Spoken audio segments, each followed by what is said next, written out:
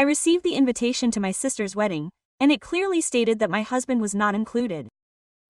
There was a handwritten note in the corner of the envelope, family only. Just you. I looked through it several times, trying to make sense of what was happening. My husband, Dan, and I had been married for 6 years.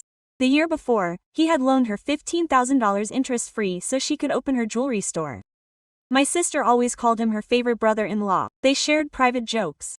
So how was it possible that he hadn't been invited to the wedding? I tried to contact her 3 times that week, and it always went to voicemail. When I wrote to ask if the note was a misnomer, she would simply reply, "Planning a wedding is a total mess. See you there." No clarification. I checked with my mother to see if she knew anything. He laughed and said, "Oh, your sister and her usual exaggerations. You know her." My mom downplayed it, so I tried to do the same. However, Dan told me he'd rather stay home if it made things easier, and his willingness to sacrifice himself hurt me even more. On the day of the wedding, I arrived alone in the dress my sister had helped me pick out 2 months ago, when everything seemed normal. As I entered the venue, I immediately noticed all eyes on me. My aunt whispered something in my cousin's ear. My sister's bridesmaids stopped talking when they saw me walk by. Then I saw her adjusting her veil by the door of the ceremony. When she saw me, she ran over to me and hugged me so tightly that I could barely breathe. She pulled away slightly and whispered in my ear, "Thank you for understanding." Her eyes were moist. "Understand what exactly?" I asked. She just shook her head and replied, "And then we chatted." Just then the planner took her away, and I stood there more bewildered than ever. The ceremony was beautiful. My sister looked radiant. Her groom couldn't take his eyes off her. Everything seemed ideal. I began to think that perhaps I had blown things out of proportion. At the reception, I sat at a table next to my parents and an uncle. My sister's husband was constantly checking his phone. Every few minutes he would glance toward the door as if expecting or dreading someone's arrival. His leg bounced nervously under the table. I could see her shaking. Her entire body showed tension. It was time for the toasts. My sister's godmother spoke first, telling a tender anecdote from her college years. Then the groom stood up, thanked everyone present for coming, expressed how much the day meant to him, and then suddenly changed his tone. He said that he wanted to give special thanks to those who had respected his request for a private ceremony, for immediate family only. He paused and looked at me intently. "Some people tried to gatecrash today, but real family knows when to respect boundaries. Real family knows how to do it. Real family knows how to do it. Back away when necessary." I felt my face burning. The neighboring table fell absolutely silent. Everyone began to stare at me. At that moment, my phone vibrated in my bag. I took it out discreetly. It was a text from my mother. "Don't react, just read it. Your sister confessed to me last month that her fiancé has been obsessed with you ever since he saw you at Christmas 2 years ago." I read the message 3 times. Each word hurt more. I looked up at the head table. My sister was smilingly posing for photos with her husband, but her eyes were intermittently searching me. When we looked at each other, she immediately looked away. Her husband was still checking his phone. His leg wouldn't stop moving. Suddenly everything clicked. The unnamed invitation, the diverted calls, the handwritten note, the insulting speech to everyone. It hadn't been an oversight, it had all been planned. I put my phone away, sat up. "Where are you going?" my father asked. "To the bathroom," I answered, and walked toward the hallway. I needed oxygen. I needed to process. My mother caught up with me. "Did you read it?" she said. "It wasn't a question. How long did you know? Your sister called me a month ago, crying. She said her fiancé kept mentioning your name, comparing everything to you, asking questions about you every time he visited. And why didn't you tell me? She begged me not to. She said she loved him, that she would marry him anyway, but Dan couldn't come because her boyfriend asked too many questions about him, about their relationship." My hands felt cold. And why did she let him humiliate me with that speech? My mother bit her lip. "I don't know. Maybe she resents you. Maybe she thought it would make her husband stop noticing you. I didn't do anything." "I know, daughter, I know." I went back to the table, picked up my purse and coat. "I'm leaving," I told my father, "but the party is just getting started. I've had enough." I left the room without looking back. I heard whispers in my ears. Back, but I didn't stop. Outside, the freezing air blew across my face. I called Dan. "It's over. Come get me, please." "What happened?" "I'll explain later. Just come." I waited at the entrance to the parking lot. 15 minutes later, Dan showed up. I got in the car in silence. He didn't insist, he just drove. When I got home, I took off my heels and collapsed on the couch. Dan brought me some water and sat down next to me. "What happened?" I told him everything. The speech, Mom's message, my brother-in-law's fixation. Dan was quiet for a long time. I suspected it already. He finally said, "What? No, not that it was an obsession, but I sensed something was wrong." "How?" "The last time I visited your parents' house 3 months ago, when your sister introduced her boyfriend for the first time, She asked me strange questions about you. How long had you been married? How did you meet? If you'd had partners before, why didn't you tell me? I thought it was just awkward small talk, introduction nerves, but when they declined my invitation, I knew there was more. Why did you say no? Dan took my hand. If my presence would complicate your relationship with your sister, I preferred to step aside. I thought maybe he was jealous of me and that it would be easier for you without me. I had a lump in my throat, but today he publicly humiliated me by saying that I forced my way in, that I don't respect boundaries. He's projecting. He's the one who doesn't respect them. Dan was right. What do we do now? What do you want? I don't know. She's my sister, but this isn't right. Don't decide today. Rest. We'll deal with it calmly tomorrow. I barely slept that night. I kept reliving my sister's face when she saw me, her tight hug, her tears. Thank you for understanding, but I didn't understand a thing. The next day she called 5 times. I didn't answer. Mom wrote, your sister wants to talk to you. Please, answer her. I answered. I need space. 3 days later, my sister showed up at home. I opened the door and there she was. She was, makeup off, eyes puffy. We need to talk. Dan is here. It doesn't matter if he hears. I let her in. Dan was making coffee in the kitchen. He greeted her with a wordless nod. We sat down in the living room. My sister stared at her hands. I'm sorry about the wedding. Which part? Shutting out my husband or letting yours embarrass me in front of everyone? All of it. I'm sorry for everything. Why did you do it? She took a deep breath. Out of fear. She knew that if Dan came, Marcos would keep checking you out, comparing you, asking about your significant other. That's not my problem. It's his and yours. I know, but I thought that by limiting the wedding to family, without Dan present, Marcos would forget his fixation once they were married. And the speech was your idea. She shook her head. It wasn't his. He told me he would only thank the family. I didn't imagine he would say that. When I heard it, I wanted to break down. But you didn't intervene. You didn't defend me. I was in shock. No, I knew how to react. Dan came over. He knows you're here. No, he's working. He keeps asking about us. He nodded slowly and steadily. Do you want to know what they're doing? If you come over, if I invite them to dinner. Yesterday he suggested inviting them to our new house. We're not going. I said, I know. I won't invite them either. Why did you get married knowing this? She covered her face. Because I thought I could change it. Because she swore she loved me. Because she had already sent out invitations, booked everything. And Mom and Dad had invested a lot.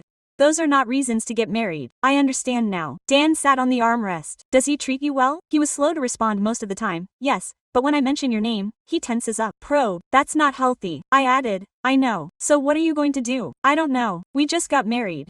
Maybe over time this behavior doesn't improve. It only gets worse. Dan interrupted. My sister wiped away her tears. What do you want me to do? I want you to accept the truth. To stop pretending that this is a common thing. That you married someone who has a crush on your sister and that you use me as an excuse to justify everything. Will you forgive me? No. I need space right now. I need to make sure you truly understand the damage you've caused. My sister nodded. Can I call you? You can try. I don't promise you she'll answer. She stood up and headed for the door. She turned around before leaving. I'm so sorry. I really am. I'm sorry. I closed the door behind me. Give me a big hug. How are you feeling? Exhausted, angry, sad, all mixed up? That's completely valid. Do you think I should forgive her? I think you have to do what's best for you, not her, not your parents, just you. She was absolutely right. Over the next few weeks, my sister called me several times. Sometimes I would answer, sometimes I wouldn't. The conversations were brief, tense, but something seemed to be changing. My mother stopped insisting that I reconcile with my sister. My father called to apologize for not understanding the situation sooner, and my sister finally began to see the truth about her husband. The cracks in their marriage were starting to show, and for the first time in weeks, I began to sleep better at night. I knew this wasn't over. But at least now everything was out in the open. The truth had floated. 2 weeks after the wedding, my sister called me crying inconsolably. I need to see you alone, please. We agreed to meet at a coffee shop near my office. When she came in, I noticed that she had lost weight. She had deep, marked circles under her eyes. She sat across from me without putting anything in order. Marcos is worse than ever. He asks more about you every day. Yesterday there was a photo of you on my phone and he wanted to know why I kept it. I told him it was his sister. Is it normal to have photos? He kept insisting. He wanted to know when it was taken, where you were, who you were with. He also asked if he could have your number so he could apologize for the speech. Don't give him my number. I didn't. I told him you didn't want to talk to him. He got really upset. What else happened? He found your social media profile. Now he checks it all the time. He looks at your photos, reads what you post. Yesterday he commented that Dan looks older than you. That's not right. I know. I asked him to stop. We had a big argument. He said he just felt curious about my family. It's not normal. My sister covered her face with her hands. I made a huge mistake. Why did you marry him? Because I thought he would change once we were married. I'm 32. All my friends are married. Mom kept asking when I was going to settle down and Marcos seemed perfect in appearance. But he's obsessed with you. Yeah, when did all this start? Christmas 2 years ago. Marcos came to dinner with me at Mom's. It was our third time out. He kept checking you out. He asked who you were, what you did, how long you'd been married. I barely spoke to him. I know. 2 months later I mentioned that I had visited your house. He asked what it was like, how it was decorated, how many rooms it had. That's weird. I made excuses. I thought he was eager to meet my family, that he wanted to be liked, but he kept going. Every time I mentioned you, he asked a dozen more questions. Why didn't you leave him? My sister was bit her lip because apart from that he was perfect. He treated me well, he was romantic. Our families got along wonderfully and I thought I could control it, that with time he would stop asking. But he didn't. On the contrary, it got worse. 6 months ago, when we started planning the wedding, he asked me if Dan would be best man. I told him no, that we had already chosen. Then he wanted to know if they would at least sit at the head table.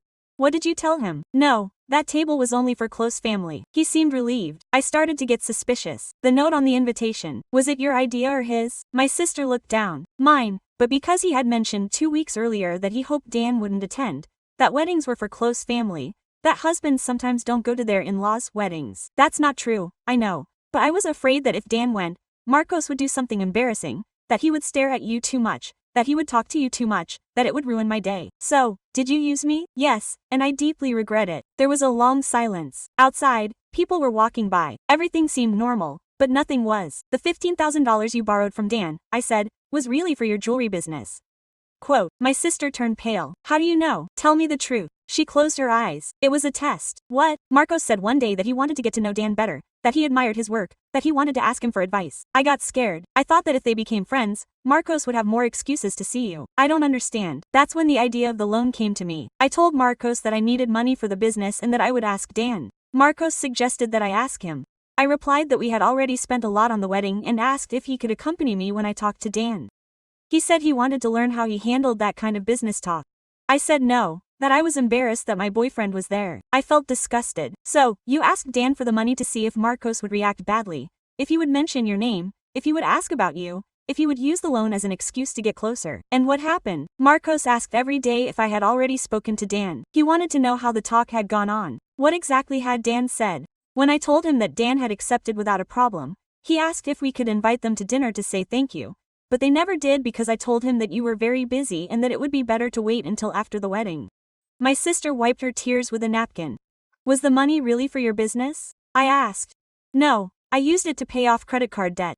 The business doesn't exist yet. Marcos knows. No, I stood up. You have to pay that money back. I will. I promise. And you have to tell Marcos to stop looking for me on social media, to stop asking about me, that this has to end. I will try. Don't try, just do it. I left the cafe without looking back. That night I told Dan everything. So, it was all planned. He said everything. What do you want to do? I want her to face the consequences, but she's also my sister. I don't know how to balance that. Dan hugged me. You don't have to decide now. But something told me that I would have to make a decision soon because this was just getting started. A week after coffee with my sister, Marcos showed up at the supermarket where I always shop. I was in the dairy aisle when I saw him. He feigned surprise. What a coincidence running into you here, he said. Hi, Marcos. How are you? It's been a while since we last chatted. We've never actually chatted. He laughed nervously. You're right. I should have tried to get to know you better.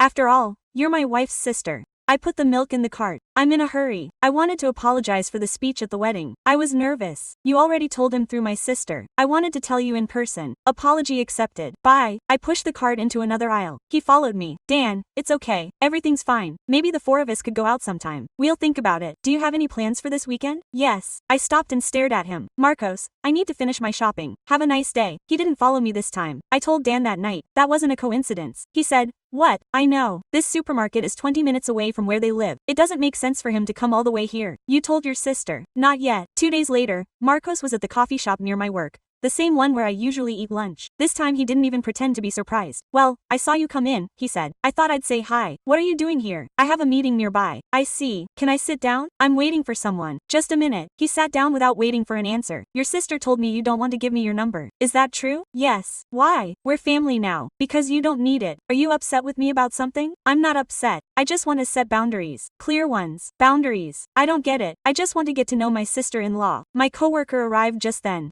Marcos got up. Well, I'll leave you with your friend. Enjoy your lunch. He left before I could say anything. Who was that? My coworker asked. My sister's husband. Is everything okay? He seemed strange. Yeah, everything's fine, but he wasn't. That night I called my sister. Marcos, are you following me? I told her straight up. What? No, you're exaggerating. He showed up at my grocery store and today at the coffee shop where I eat lunch. Places he never goes to. Maybe it's a coincidence. It's not, and you know it. My sister sighed. I'm going to talk to him. Have you told him about social media yet? Silence. Did you or not? I tried. He got mad. He said I was being paranoid, that he just wanted to fit in with the family. That's not fitting in, that's stalking. Don't use that word. What other word do you prefer? You're stalking me. Maybe if you were nicer to him, he'd stop trying so hard. Are you blaming me? No, I'm just saying maybe if you gave him a chance. I hung up the next day. Then I revealed everything to my mom. Your sister contacted me. She's pretty nervous. Her husband is watching me. She claims you're blowing things out of proportion, that Mark just wants to be friendly. Mom, this isn't a common occurrence. Maybe you should give him the benefit of the doubt. He's probably just feeling anxious. Are you serious? Sometimes women misread motivations. This isn't a misinterpretation. I don't want this to cause conflict between you.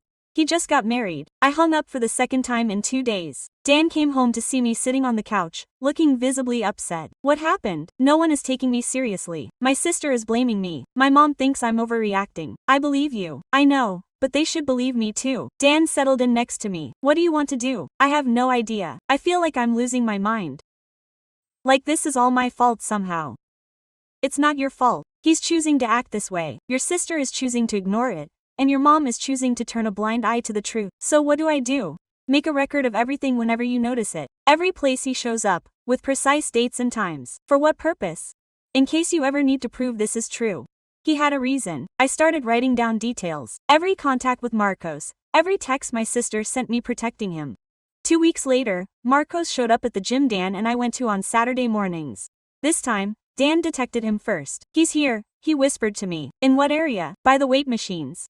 Don't look, just get on with your workout. We finished the session and left. Marcos didn't chase us this time, but the sign was clear. He knew where we were going, when we were going, and he wasn't worried about us finding out. That night, Dan mentioned something that changed everything. We have to face this head on, both of us with your sister there, and if she doesn't show up, we'll face it with or without her. And if it escalates, it can't escalate any further. He had a reason again. It was time to put an end to this, one way or another. Dan and I sit down at the dining room table. Quote, we need clear rules, Dan said. We drafted 3 rules. First, we blocked Marcos on all platforms.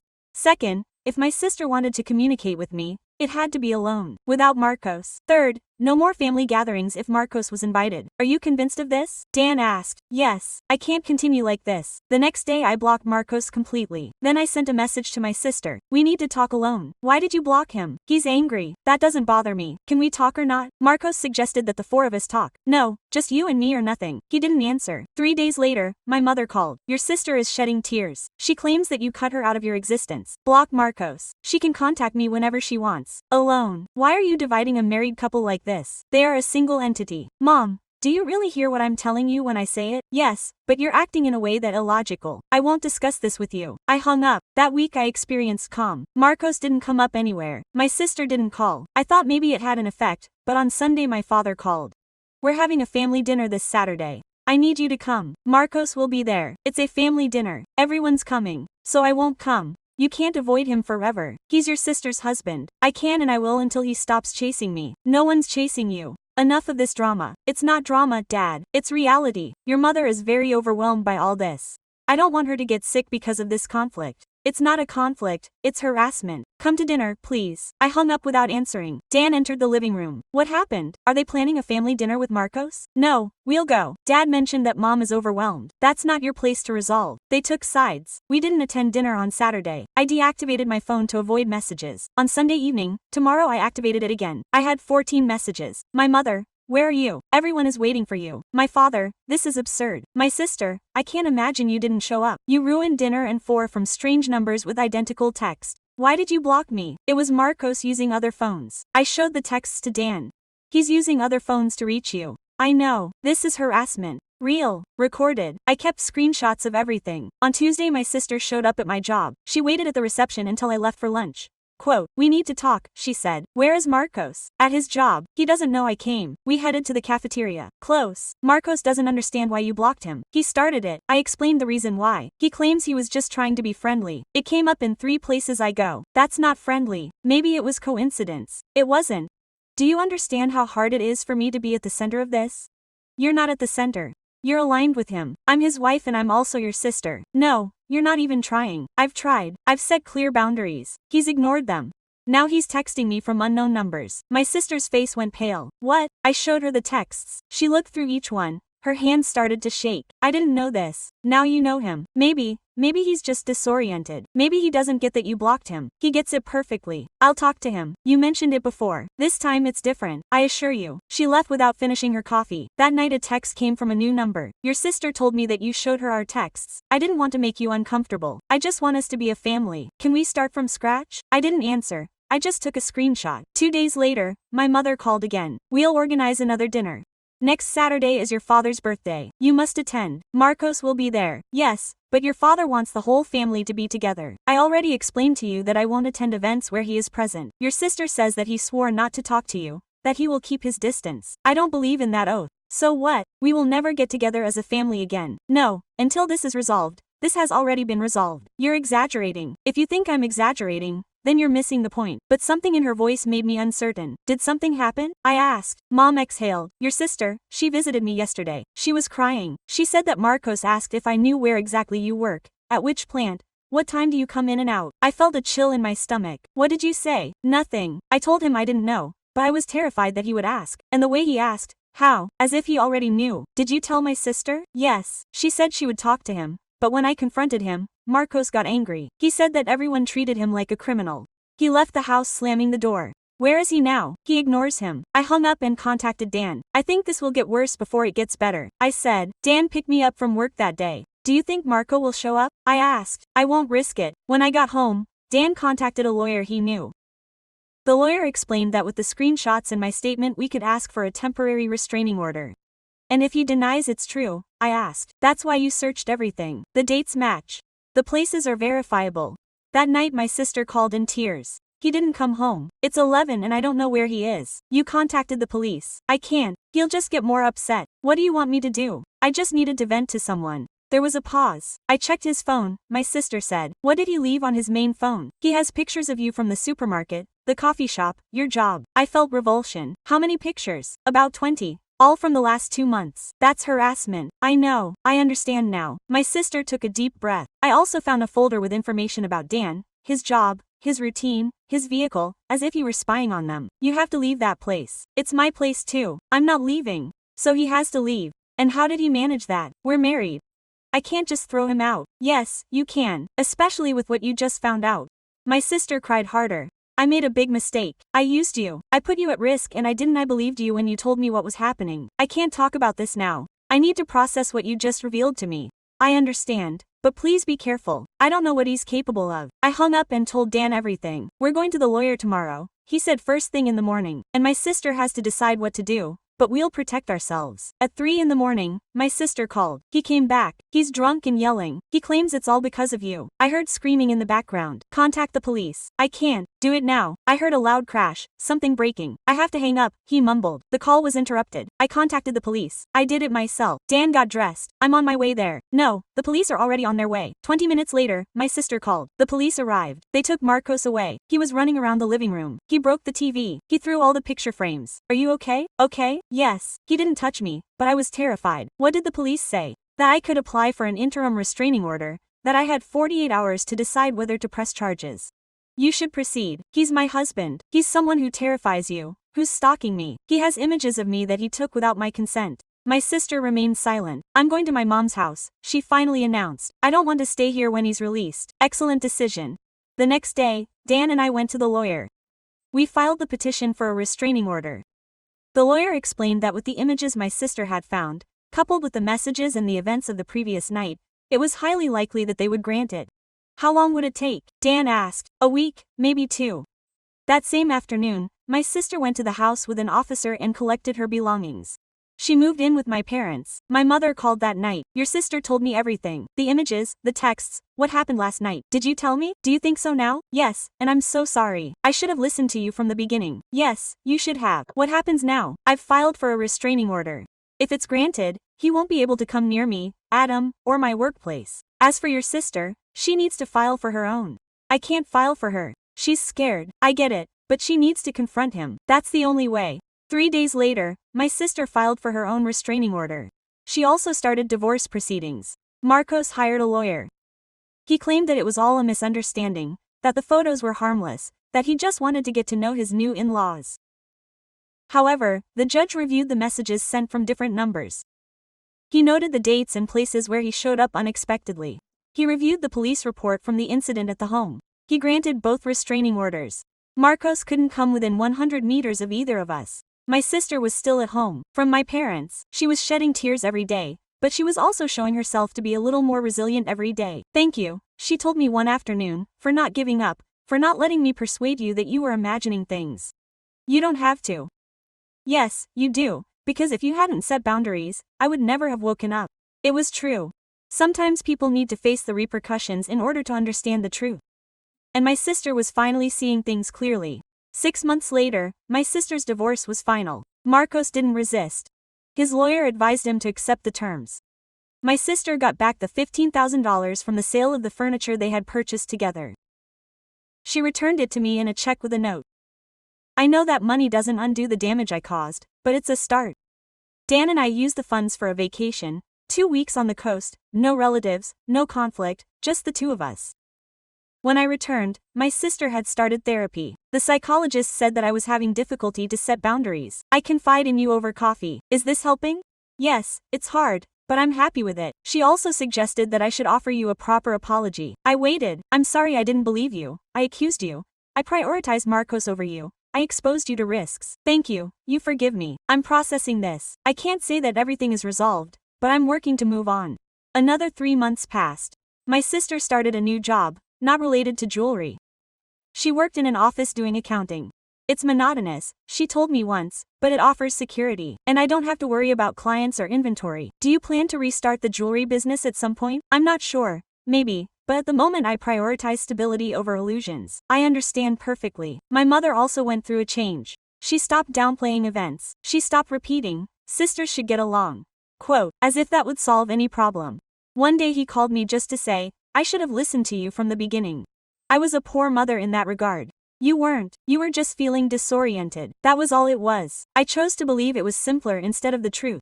Mom, that's behind me now, but I needed to say it. My father never offered an explicit apology, but he began to contact me more frequently, to inquire about my well-being, to invite only Dan and me to dinner, excluding everyone else. It was his way of expressing his regret. Marcos banished from family and social circles. I learned from my cousin who had moved to another city and had lost his job after the restraining orders were made public in the courts.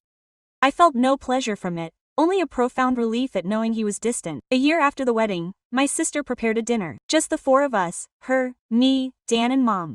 I hope this time we do it right, she said. No hiding, no tensions, just as a family. The evening was simple. Pasta, salad, bread, nothing fancy, but real. Over dessert, my sister made a statement that left me astounded. You know what's the funny thing? I feel happier alone now than I did during our entire marriage. Really? Mom asked. Yes, at first I thought being single again at my age would be awful, but it's liberating. I don't have to worry about anyone else's opinions, wants, or needs. That's a good thing, I replied. I learned from you the way you set boundaries when no one else did. The way you resisted when I overreacted. It wasn't easy, I know. And that's precisely why I appreciate it all the more. Dan and I left that night feeling different, as if everything had fallen into place after a whole year. Do you think your sister will be okay? Dan asked as we drove. I think so. For the first time, she's making decisions based on her own judgment, not everyone else's. And how are you okay? Yes, I am okay. And it was true. She had evolved from the compromising, harmony-preserving sister to the one who understood when to say no, when to back off, when to draw boundaries. My sister had gone from ignoring warning signs out of fear of loneliness to prioritizing her own emotional comfort over the acceptance of others. And our family had learned that sometimes the truth is uncomfortable but essential. 2 years later, my sister met a new partner. This time, things were different. He respected her boundaries, didn't ask weird questions about me, didn't pop up in unexpected places. How do you confirm that he's different? I asked, because when I mentioned that I maintained strict boundaries with the family, he replied, "It seems right to me." He didn't ask for reasons. He didn't try to persuade me otherwise, he simply accepted it. That was encouraging. And when I told him about Marcos and the events, he didn't hold me accountable. He didn't claim that I should have picked up on the signs. She just said, "It must have been tough." She seems like a mature person. She is. I don't know if that relationship will last forever. No one knows. But I'm convinced that my sister now has the ability to distinguish between what's healthy and what's toxic, and that's the important thing. For my part, I learned an invaluable lesson. Trusting your intuition doesn't mean being dramatic, setting boundaries doesn't mean being cruel, and that in some cases the most genuine way to love someone is to stop them from hurting you. The truth always emerges. All it takes is the courage to not look away when it shows up.